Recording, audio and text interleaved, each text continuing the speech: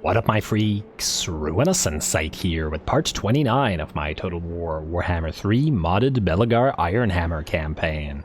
So as we saw last time, we have finally taken out Morgar's faction, the Warherd of the Shadow Gave, for good. Grimly and Berundin are thus done fighting, at least for the next few turns, I would imagine, and are going to occupy themselves with taking this new territory for us. Though it'll probably be a little bit costly to occupy these territories, or colonize them, but that'll be fine.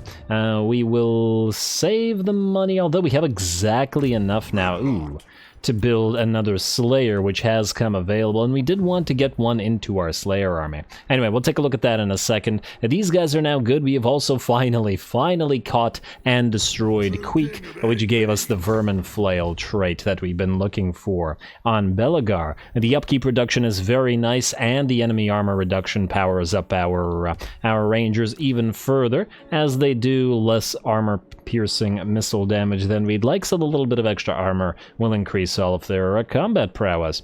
And very, very nice. And they're doing pretty okay at 67 missile strength at the highest level, and 50 at here, but it's nothing like the buffs that Thorek can give to Quarrelers, but nonetheless, they've been pretty strong already. I'm not entirely sure whether there's any need for them to be even stronger. Anyway, in terms of what we gotta do right now, first of all, what I was just talking about, you, Cazador, let's get you another Slayer. So we're gonna get you an Alaric Get Gold's army, like so. And then we're gonna trade it with something. Let's say, I guess the Quarrelers. We don't really need these melee units, but for now we should probably keep them there, mostly because these guys are gonna take a while before we can get Slayers. Alrighty, then, you are going to go into, let's say, encampment stance, and we're gonna pop you out here. And then we're gonna continue the ambushing, maybe even further away. Maybe the fact that this guy's outside will prompt these guys to attack, which is what we've been trying to get to happen for a while now. And whether we can actually achieve it, I guess does remain to be seen. Alaric Get Gold, you can have, let's say, hard to hit on you. The rest probably doesn't really matter, especially as we may never use you as an actual force. As for Cazador, there's a few things that we want to do here. First of all, he doesn't have a Thane, but he probably should. But more importantly, Grimly is not going to be using his stuff for a while. He's done with combat for at least 5 turns. So let's take away the Scepter of Stone and probably the Brass Cleaver as well. For now. Keep the Armor of Fortune. You definitely don't need the Rune of Spite or the Rune of Flight, as neither one are going to be used by you. Will keep all of your battle runes, however, as those are actually quite valuable. On your army, I mean. And on top of that, it's not like Cazador here has any artillery pieces. Now, you have your Rune of Stoicism, and you have some good banners and runes otherwise. The Grudge Keeper may not be super necessary here. And let's take out the Master of Scalp. This is technically supposed to go on Belegar, but I don't remember what Belegar is currently using. Let's give you, in the meantime, the Rune of Spite. And let's give you the Scepter of Stone, at least temporarily. And yeah, you know what, let's remove the Rune of Scalp. Yeah, it debuffs you a little bit, but you're fine. Let's replace it with the Rune of Flight for now. Alrighty, and you also lack a talisman. Do we have any talismans? We have Obsidian Talisman, and we do not. Wow. Okay, we're probably going to have to make some. In fact, this may be a good time. Ooh, also, if you're not using the Blade of Scalp anymore, or you may not want to use the Ogre Blade either, or the Rune of Scalp. 468, wow, that seems low compared to the 600 and whatever that he just had, but buffing everybody around him is going to be quite valuable. Anyway, we do have a lot of Oath Gold, and I've been saving and not using it, so I think now is going to be a decent time to do it. Also, before I forget, you, Recruiter Scaff, I think maybe we delete you as well. For now. Since we pieced out with these guys, you're not really needed for this purpose. What kind of island is this? Sea Corpse. I think Sea Corpse is a fight. Unfortunately. If it was a mysterious island. Damn, I think another one of these things can also not be a fight. You know, we could always go to it and then do wait for now. Just to check. I'm 90% sure that this is actually a fight. Yeah, no, it's Remnants of Battle, I think that... No, wait, Remnants of Battle is also a fight. You know, let's find out, let's find out. You go there. And then we'll delete you temporarily anyway. And yeah, loot the carcass is a fight, damn. So wait for it for now. Okay, a shame, but no big deal. We're gonna delete you now because we don't want to be paying 400 gold per turn for you. And we do need that cash. And you can keep the one stonemason that you're holding on to. Everybody else I think is fine for now. So now let's do some forging. It's been a while. First of all, banner runes. I think we got all the good ones. Well, the Vigor Loss one isn't so bad. And we have... Oh, the Rune of Dismay may also be helpful in certain armies. Yeah, you know what, let's get the Rune of Dismay. Like so. Then, out of the character runes, armor, ward save... the ward save is okay. Rune of Shielding could be okay on certain characters, like Anvil of Doom characters. But I'm not sure a lot of other stuff is all that useful right now. You know what, I feel like we'll save the Oath Gold. Oh, let's not waste it. There are things that we do want to get. First of all, the Gatekeepers... No. Iron Warden's Tankard could go on Belegar. Or we could give him the Horn of the Ancestors, but really anybody could carry that, including an Ancestral Spirit. Ancestral Spirit summoning Ancestral Spirit. The other option would be to get the... A Ring of Grimnir, 500 Oath Gold, but a +5 melee attack would help all of Belegar's Rangers quite considerably. Eh, why not? It's only a single time anyway, might as well get it.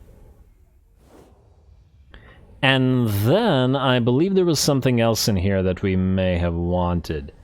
It might have been one of these things, an armor piece. Not the Iron Warden's shield. Oh, I do like the Star Metal Plate debuff as well, but I think we can wait on that, because 500's a little bit steep right now. Yes, it's the Gatekeeper's Helm. Another +10% missile resistance. For our Rangers, we'll put that on our Engineer. Alright, very nice. And is there anything else that we really, really need, or can we hold on to the rest? I mean, I guess we could make another Gatekeeper's Helm, but just doing what we got for now. Maybe we save up to get the Star Metal Plate or Alaric's Armor. Nah, I think you're okay. Alrighty. Let's hold on to the rest. Let's just give these guys some items while we're at it. So, Belegar, what do you currently have? You have a Master Rune of Sonori, you have the Rune of Fury, and you have the Rune of Fear. Which is nice, don't get me wrong, but is it as good as one of the other runes? We could go Master Rune of Adamant, or we could go Master Rune of Scaff Blackhammer. I'm disinclined to lose out on Frenzy, because it's a fairly considerable melee attack buff. I'm surprised that the Frenzy rune is actually common. Yeah, Rune of Fear out, or Master Rune of Scaff in. And doing nearly 600 damage now. You can hold on to the Old Guard's Tankard, and you have the Potion of Healing. I guess the question is whether we keep the Guard Tankard or not. It only works when out of melee anyway. And this will give us extra attack, but we lose 5 melee defense. Which is making me think maybe we take the Rune of Adamant instead. Oh, please stop doing that, game. Or do we not put this on Belegar at all? Because this may be something more useful to our Ranger. I'm not sure. You know what? Hold the Ring of Grimnir for now. I'll think about it. It would be nice to have all purple items for Belegar, though. Certainly a consideration. But anyway, and Master Engineer, you, my friend, have your Prospector's Spyglass, which is great, but you can buff everybody up further by getting the Gatekeeper's Helm. And very nice. Alrighty, and I believe that's all that we need to do with you guys, at least for now. Happy with that? I guess we could... Oh, you're lacking character runes. You probably... You have the Rune of Fear. What could you use? We could give you the Rune of Fire, but it's not like it's gonna do all that much for you. It'll just give you fire attacks instead of anything else. You used to have the Rune of Flight. And... honestly... I think we'll hold off on that. What about you two? One of you doesn't have the Rune of Fear, unless I'm mistaken. You have one. You do not have one, yes? Yes, you can have the Rune of Fear. There we go. Belegar really didn't need to hold that. Alrighty, happy with that now, and I believe we can do some more later on, but for now we can skip it. Let's end the turn after doing this tech. Ammunition wagons, we want volley fire. We'll do volley fire and ammunition wagons, then we'll start going through dwarven diplomats right after. Definitely a few nice upgrades here for various things. I wonder if there's anything that increases capacity for Thanes anywhere. We do want more Thanes in various places. Yeah. Maybe there is, maybe there isn't. I'm too lazy to look for it right now. That's good, and then lastly, diplomacy, as I don't believe we did it last episode. Arguelon... Ah, yes, Reichland, you're willing to trade again. We do want to trade with Arguelon, but I think we'll do Reichland for now. They'll probably be giving us a lot of trade over time. Like so. Yeah, 748, alright. The game was lying about how much it was giving us earlier, and the Burning Wind Nomads are willing to trade as well. It's just that I have a feeling they're going to die. I wonder how much money they'd be willing to give us. And then again, if they die, the trade agreement will cancel itself anyway. Nah, fine, do the trade. Nah, they're giving us another 320 gold per turn. It's not bad. Let's hold on to it. And there we go. That's about it for all we can do right now. So, let's end the turn and let's hope once again and that this ambush happens. By the way, do you have your... Yeah, you have a potion of toughness. Don't really care about the rest of this stuff. I guess we could give you another rune. Maybe a rune of fire? You already have a Rune of Fire? Okay, of course you do. I probably should have forged a few more character runes. You know what? Fine. Let's go forging the Rune of Luck, for example. Or Cleaving. Or Striking. This is character runes, right? Armor... Wait, is the Rune of Luck not a character rune? Oh, there it is. Do that. It's only a 4% ward save, which ain't much, but it's better than nothing. And let's do that, and... Okay, thank you for showing that to us 3 times. You. A Rune of Luck right there. Lovely. Alrighty, now we can end the turn, and let's hope that we can get a battle going. Outpost available with... Oh, right, the Western Provinces. We do have 2,000 gold again.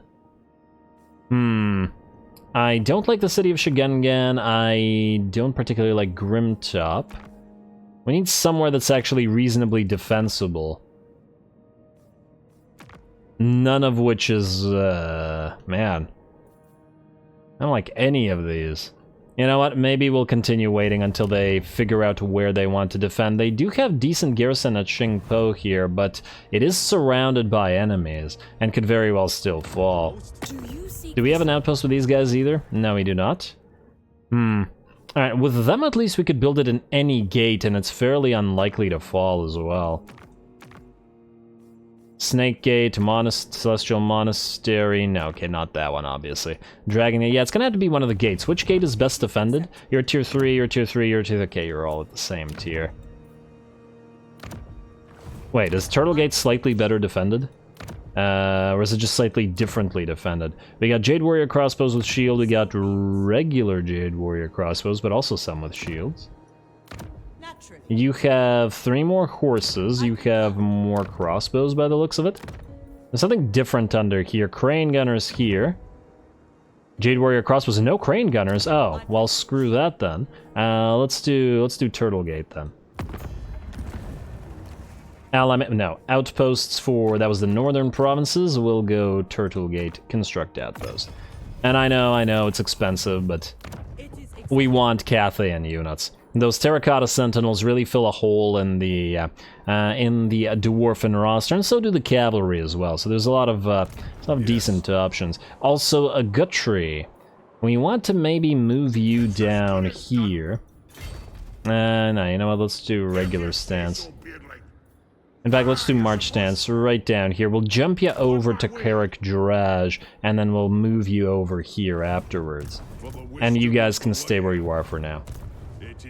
Technically, Kazran's gonna move to Karak Eight Peaks shortly, but I guess he can do it after he has enough movement to do so next turn. Alrighty, now we can end the turn. Alright, come on, Vamps. Let's get a fight going.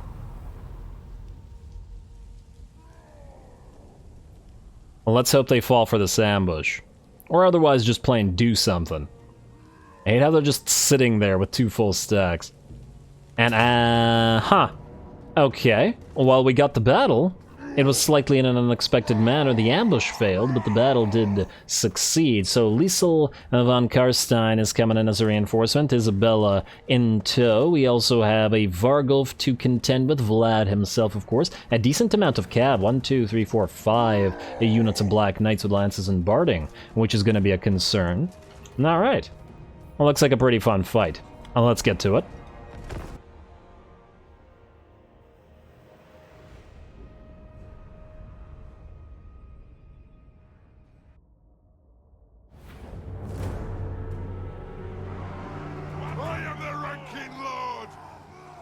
Alrighty, here we go. I'm pretty excited about this battle. We've been trying to get this to happen for several episodes now, but the enemy refused to attack us, but it looks like they're finally ready. Granted, once again, no ambush, but, well, we'll take what we can get. Now, in terms of the setup, we have a very, very nice location. A cliffside here and a cliffside here, both protecting us by allowing us to use them as pseudo walls, as well as allowing our reinforcements to come in behind us where they cannot be threatened. We also have both the lords to fight, and hopefully they will be able to dish out a lot of damage. The only thing that I think is unfortunate about this battle is that all of this is in shadow. If I had a choice, I would have probably fought in a non-shadowed area, but this would have meant fighting here, and the only thing I don't like about this place is the fact that we would have had to use this side of the map. We did fight here one time, but I don't know, it feels a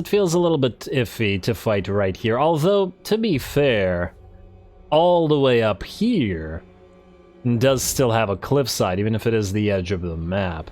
And I guess technically this is also a landslide. I don't know. You guys let me know what you think about this map in the future, because once again, I'd really love to be able to see better, but I don't like fighting near the edge of the map once again, and because it's a little bit cheaty, in my opinion, or it screws the AI over too much. Let's go with that. Just a personal preference. Anyway, here come the enemy, and it looks like they're going to be sending the Lord of the Second Army, not Vlad, and Isabella in by themselves, or at least forward in front of their army, as well as some Fellbats. The Fellbats are going to take some shots from our grudge throwers, and these guys are going to, well, now very slowly move forward. Alrighty. Oh, and they tried a Penumbral Pendulum on us. I'm just going to keep this at max speed for a little while, because the undead are so slow, and it's going to take them ages to get to us. We are fully set up, however. Now, look, they've sped up. Isn't that nice?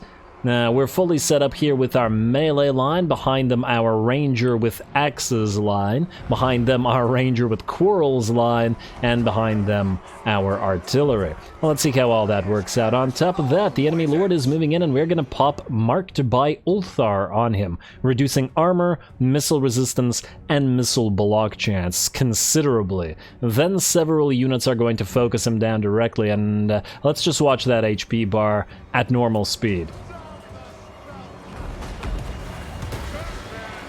And down he goes. About 3 seconds of fire, and away he goes. He did manage to drop a Flock of Doom upgraded on a bunch of our units, but probably not worth wasting a Lord like that. Still, a very powerful buff out of that Ulthars, and I'm glad that the Ulthars Raiders are in this army. Anyway, here comes Isabella. Obviously, she is not debuffed, but she's going to take a few axes to the face before she drops it down. In fact, she is at about half HP at this point, but not to worry, both Cazador and Alaric are going to find her and bonk her a little bit with their hammers. Over on this side, it looks like the enemy's moved in against our dwarf warriors with 1, 2, 3 full units of the Black Knights, as well as a summon of zombies, plus the direwolves. The Slayers are going to try to counter this. They are, of course, anti-large, and, well, we'll see how well they can hold here. Hopefully they're short enough and the Black Knights with lances and barding are tall enough so that the axes sailing overhead sail only into the enemies and not into the backs of our Slayers. Alrighty, and our second unit of Slayers moving in as well. All those great axes and regular axes moving in concert. Alright, very nice. It is a very dark map, though. But I do like the fact that we can at least see the balefire glow of the enemy's eyes and whatnot. Also, in the meantime, it looks like Isabella's already been bonked to death by these two, and now we're moving forward. There's a White King that's also moved in, but this is probably not a place you want to be. And look at all those axes. We're gonna get a few into our own units, unfortunately, but it's the name of the game. And more axes will be let fly. Careful, guys. Might have actually been beneficial to turn our Dwarf Warriors around, but this guy's really not going to survive this for more than a few seconds. And down goes the White King, but here comes some more of the enemy Black Knights with lances and barding, but we got more axes for them. We got axes for days.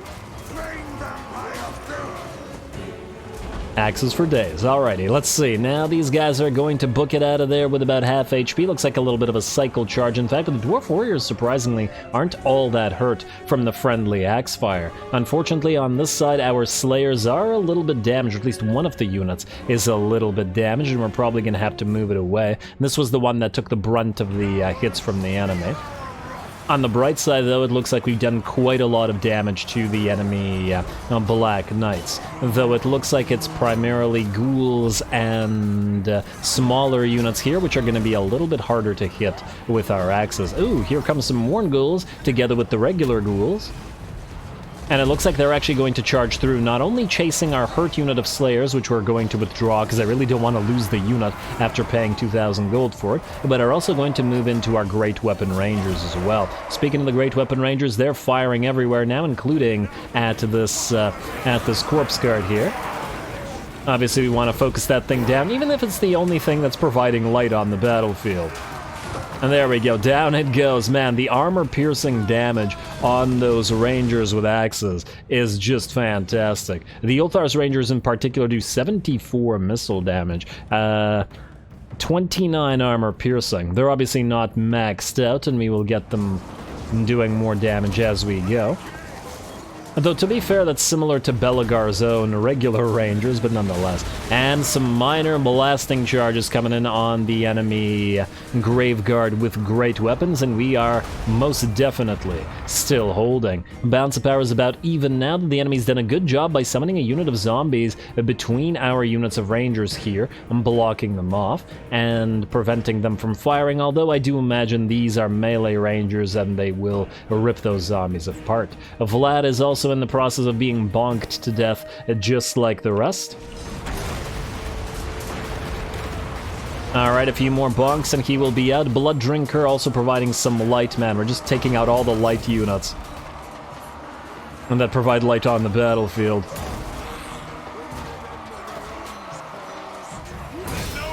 A couple more bonks, come on now. Rangers interfering a little bit, and Vlad is hard to bring down even when he's crumbling away, just because of all the HP regeneration types that he has all at once. But anyway, finally he falls, and the rest of his army, while not yet disintegrating, is most definitely now in trouble. Balance of power creeping forwards at about 65% in our favor. Looks like most of the knights have been destroyed, and the crypt ghouls are also following suit. The battle's essentially devolved of two phalanx fighting and basically no center from the enemy, and we've also been able to move our lords apart into different parts of the battlefield, now that they don't need to work together to bonk some vamps. You gotta love those axe throwers. I don't know whether they're actually just as effective as the regular Rangers. They may not be, especially depending on the enemy army composition, but they're just so fun to watch. Plus, they do have great weapons themselves, so they should be quite strong in melee as well. Alrighty, and there we go. With that, it looks like we've thrown sufficient axes for the enemy to finally give up. The entire army starts disintegrating, though of course a decent amount of them will eventually come back via the dead rise after the battle's over. And the AI has horrendously good luck with the dead rise, and horrendous only from our perspective, because all its elites pretty much always rise again. Alright, a few more axes and the battle will be over. Looks like we actually managed to pull this one off without too much damage. Our Slayers did take quite a few hits though. This one's got a sliver of HP, and this one is basically destroyed, but just enough units to allow the actual unit to survive. Otherwise, not too much damage, and in fact a heroic victory based on what we did here. Very, very nice. I'm pretty happy with this army so far, though I still haven't decided what kind of artillery we should put in here. I'm still thinking organ gun, but we are also probably going to put organ guns in Belegar's army, so I don't know. Maybe cannons instead? There's no axe throwing artillery, which is really the issue here. That's the whole issue, damn it. Anyway, heroic victory. Let's see the damage and let's see how many of the enemy units survived.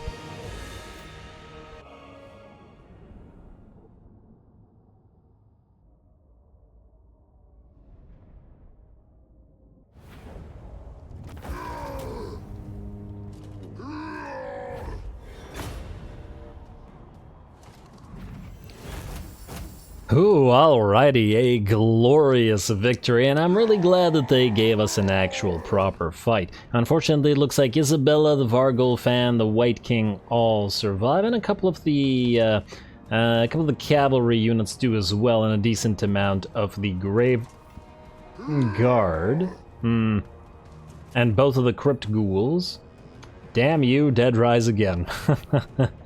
Oh, too bad we don't have that kind of luck. Oh well, we get 351 Oath Gold for that battle. And I gotta once again give credit to that map. We really got so much of an advantage from the two cliffs on both sides there. It was really quite helpful. Now let's take a quick look at the damage. We got about 15k.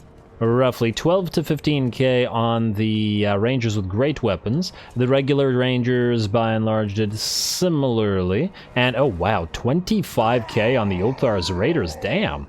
And these guys. We got about 10k damage on the Miners, which is fine. The Dwarf Warriors are primarily used to hold the line. Oh wow, 260 kills and 35k damage units on one of the Slayers. Though very limited on one of the other ones. Although these guys did get kinda wrecked, so yeah. Alright, well, pretty happy with the result. Let's take that money and more importantly the 350 Oath Gold, which is basically a blue item, immediately, and well.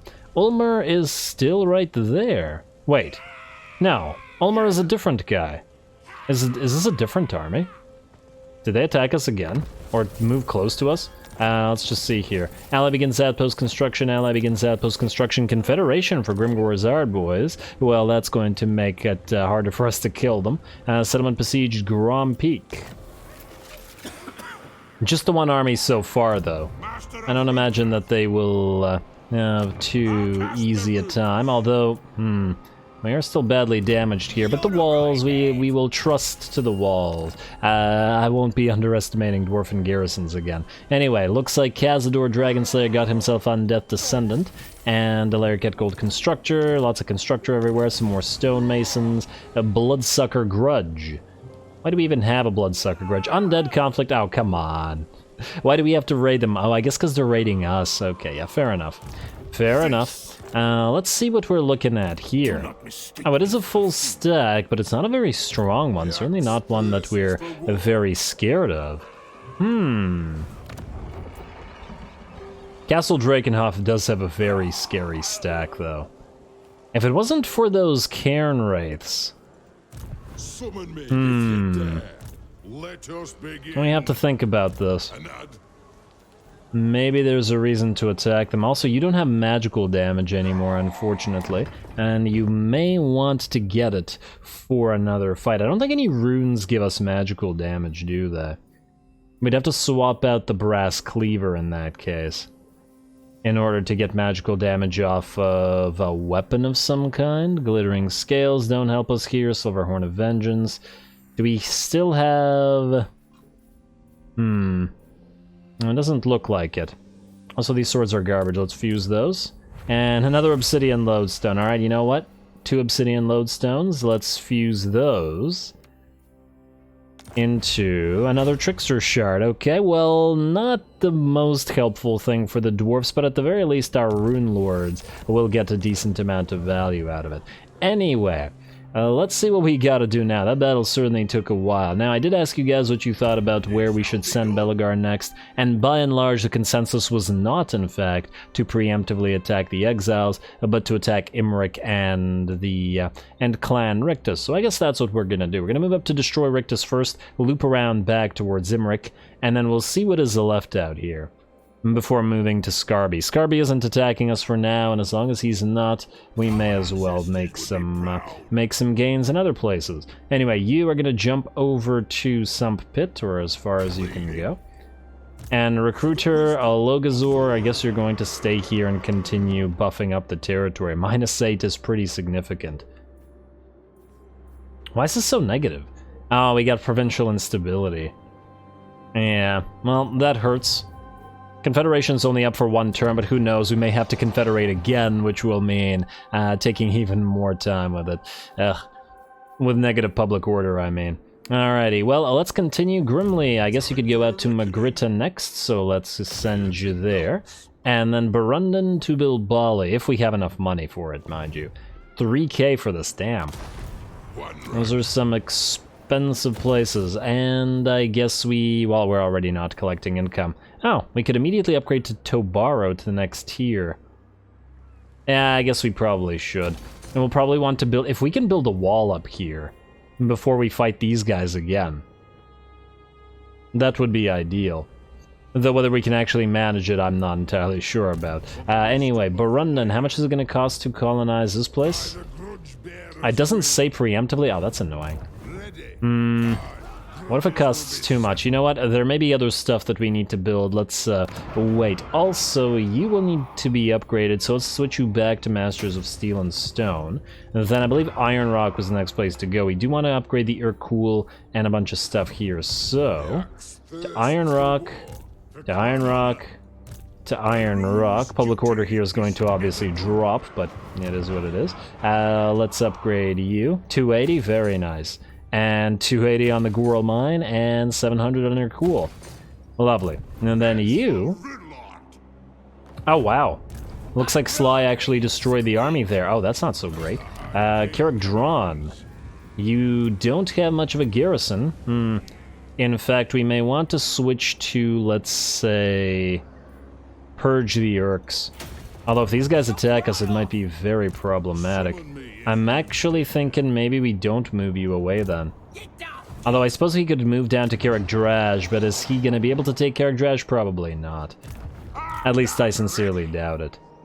You know what, let's put Kazran Norgrimling closer to Karak Draj. I was going to send him down to Karak Eight Peaks, but we're not recruiting all the new stuff this turn anyway.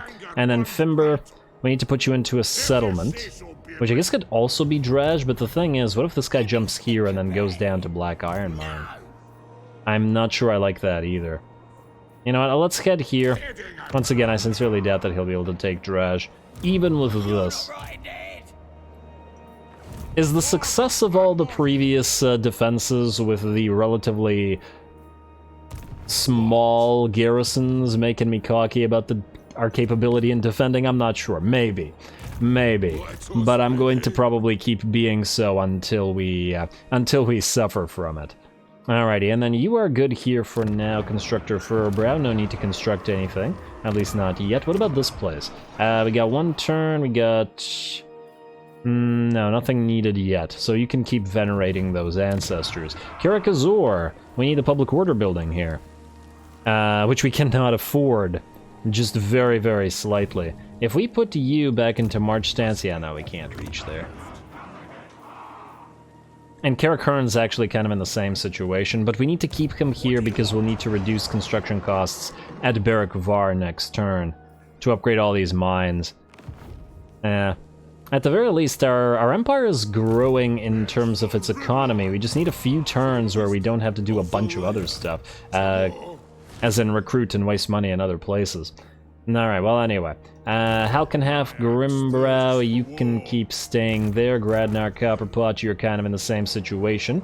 As in, you're under siege and there's nothing you can do about it. We could risk trying to ambush Sly as well. Oh, wait, this guy didn't lose his army. He jumped northward. Huh. Well, that's not so great. You're supposed to be helping us, man. Maybe Burnoth actually needs items now. Shieldbreaker, Subterranean Battles, Trade Tariffs, Guildmaster, Archivist. Okay, those are all great, but they don't need to be on you. Gem Cutters and Obsidian Quarries. Do we have any of those here? No, we do not. Wait, actually. What do the Magma Mines make again? They make Obsidian, so perhaps this actually buffs those up. Granted, we won't have them for a while, but, yeah. It'll be something that we need to keep an eye on. Anyway, you can lose the Teller of Tales, you can lose the Archivist, you can lose the Guildmaster, you can lose the... something else, probably. You also don't need the other Trickster's Shard, do you? Actually, you do have a Runesmith, but we could put the other Trickster Shard on the Runesmith, who does have a student. Alright, you know what? Let's see about these guys. Do both of you have Archivists? You do, but you don't have that Guildmaster guy. Let's give you a Guildmaster. Timber Ironhammer. Lords shouldn't be carrying those anyway. Do you have an Archivist? Yes, you do, damn it. We'll take the other Guildmaster off of Fimber and... where are you? Like so. Alrighty, next up, who can have an Archivist? You don't have an Archivist, but you have what you're supposed to have. With the possible exception of the Dwarfen Tattooist, maybe you can have an Archivist instead of that. We have 2, I think, Archivists free, unless I'm mistaken. No, just the 1. Alright. Oh, well, there you go. What's our research rate, by the way? 270. It's pretty good. But it can be better. Alright, Burnoth. Let's get you stuff. What do we get you in terms of runes? So first of all, I guess we could give you a Rune of Luck, just to make you a little bit more buff. Rune of Fire, and I believe that's it. We could give you the Silver Horn of Vengeance. Nah, we could give the Silver Horn of Vengeance to the other guy, as in your minion. We could give you the Old Guard's Tankard, although what's the likelihood that you actually get any use out of it right now? Probably not a lot. Let's get you the Sword of Strife for more fighting capability. And we actually... no, that's going on Belegar. Once again, we have talisman issues. We're going to probably start having to forge some talismans. And I believe that'll have to be a bunch of the... wait. Dragon Slayer's Fang is a pretty decent augment, but only at 50%. Ward save 20% when fighting Warriors of Chaos and Demons and stuff like that. Anchor Chain, I'm sure is fine. We actually have enough. You know what? I kind of want to try out that special item. And what was it called? The Horn of the Ancestors. I'd like to see what kind of ancestral unit it is, and how powerful it is. It's kind of a waste of the gold right now, but I really want to see it, so forge. And we'll put it on you. You better not die and lose this, because I'm going to be upset if you do. Let's get the Horn of the Ancestors on you. You know what? Screw it. Take the Horn of the Master Rune of Adamant for now. And we also need other runes. Alright, obviously a Rune of Battle, easy. A Rune of Dismay, sure, why not? That'll help you. We want you to have a Rune of Stoicism. Who has these, by the way? Cazador, Grimly, and you. Yeah, that's fine. Rune of Sanctuary. Don't need Strollas, it's not useful to you. Definitely Flaxens, definitely Burning. You have artillery pieces, and we actually would like the Rune of Penetration as well. Probably on the cannon or something. Although the cannon already has great penetration, but yeah. I guess Shield Breaker out, penetration in. Alright, and that's it, and then you can have the other Trickster's Shard. Or do we do it the other way around? Because the other Trickster Shard is an aura, and you may not be close enough to the melee. Maybe you use the Horn of the Ancestors. Although the physical resistance will help the other guy. Screw it. Other Trickster Shard like so. And we'll put the other Trickster Shard on Belegar, one of his ghosts, probably. Probably gonna be King Lun. Honestly, it doesn't really matter which one. Like so. We'll do some more item stuff eventually, but for now I think I'm going to call the episode. We definitely don't have time to end the turn and fight a big double stack of enemies here. I'm still very concerned about the prospect of fighting them here, but you know, it still might be, or should be, a pretty darn good battle. So we'll hopefully get that next time, unless these guys run away, we shall see. And on top of that, we'll start the next episode up, I think, attacking Ulmer, and then maybe attacking Luther. I'm not entirely sure about it. The problem is I don't think we can kill the stuff in Castle Drakenhof, especially with our Slayers as damaged as they are. And I can't really siege it. Honestly, taking them out in the field is probably the only way that we could take them out. Though if we get another really good map, we probably could do something. Though once again, how would we stop the damn Cairn Wraiths? Well, we'll figure it out, so that'll be the goal for next time. Also, Confederation will be up as soon as we end the turn, so maybe, just maybe, we'll be able to confederate Thorgrim as well. Stay tuned for that. Don't forget to leave a like and comment. All glory to the algorithm. And thanks for watching.